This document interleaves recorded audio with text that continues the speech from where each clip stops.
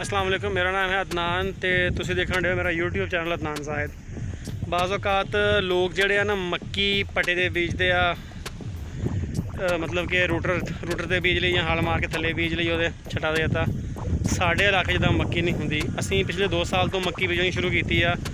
वो भी इत्थे बीज जिहड़ा मैक्सिमम हुंदा वा वो हैगा पाक अफगोई ते सफैद भी, मतलब सफैद छली वाला भी। मेरे ख्याल लोकल तो सेल नहीं हुंदा क्योंकि वो छली सेल नहीं होंगी। चारे वास्ते बहुत अच्छा होंदा। तो 14 फुट तकरीबन वह कद हो जाता वा। तो उन्होंने बीजन का तरीका जड़ा वा ना, अगर तुसीं उन्होंने पटे दे बीजोगे, मतलब कि ज़मीन तैयार करके छटा मार के तो उस तो बाद हाल सुहागे तो उदां वो जर्मीनेशन बहुत घट होंदी है।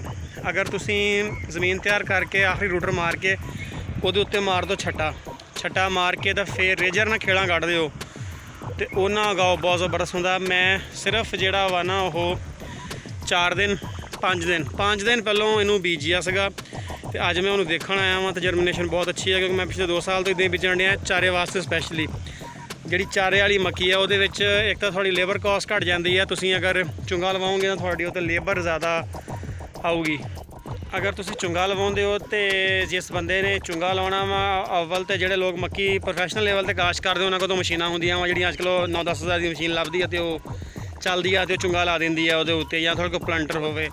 अगर वो सारियां चीज़ां हैगियां, अगर तुसीं मक्की पकाउणी आ या तुसीं मक्की दी एवरेज लैनी है, अगर तुसीं चारे वास्ते मक्की काश्त करनी है पाक अफगोई तो बेस्ट जिहड़ा हल आ ना वो यही आ कि तुसीं छटा मार के ज़मीन तैयार करके रूटर मार के छटा मारो।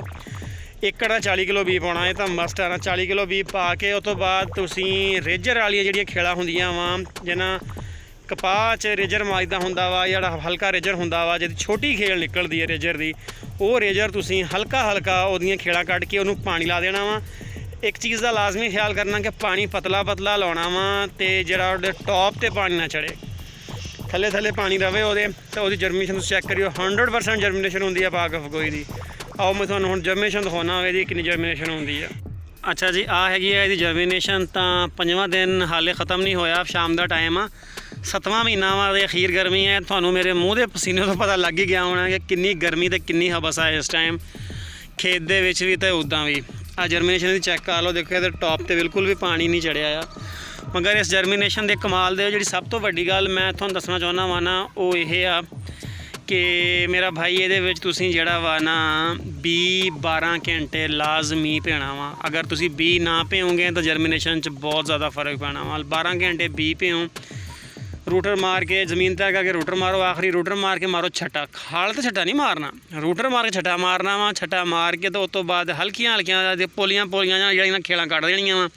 तो तुसी माशाअल्लाह इहदी जर्मीनेशन चैक करो। 5वां दिन हाले अखीर नहीं होया तो इहदा उगाओ चैक करो। 7वां महीना वा तो शदीद तरीन गर्मी है, बहुत ज़्यादा गर्मी है। अगर तुसी उदां लवाओगे तो उदां खर्चा ज़्यादा वा, अगर तुसी पकावी लाउणी है तो फिर तो तुहानूं होर तरीके नाल लाउणी पैनी है। अगर तुसी चारे वास्ते पाक अफगोई बीजनी है तो सब तो सस्ता तो मोतबर तरीका 2 साल तो मैं बीजण डे आया वा।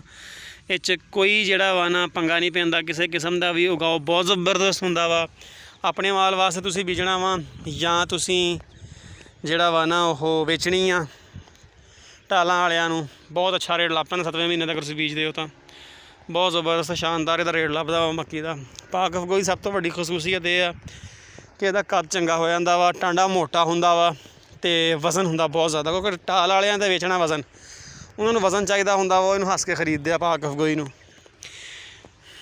देखो खेड़ा निकली हुई 5वां दिन हाले जिहड़ा पूरा नहीं होया। अगर मेरा कैमरा तुहानूं सही नज़र नहीं आ रहा, सूरज पिछे आ तो जिहड़ा वा ना कितनी ज़बरदस्त दी जर्मीनेशन हो रही है। 2-4 दिन सारा ही क्यारा इदां भर जाना वा। आ देखो सारा ही बीज इकट्ठा हो गया ना, ये खेल दे उत्ते आ गया वा। अगर तुहानूं वीडियो पसंद आई है लाइक शेयर ते कमेंट करो तो चैनल नूं लाजमी सबसक्राइब कर लो। इहदे उत्ते कोई पैसा सबसक्रिप्शन का नहीं लगता। अल्लाह हाफिज़।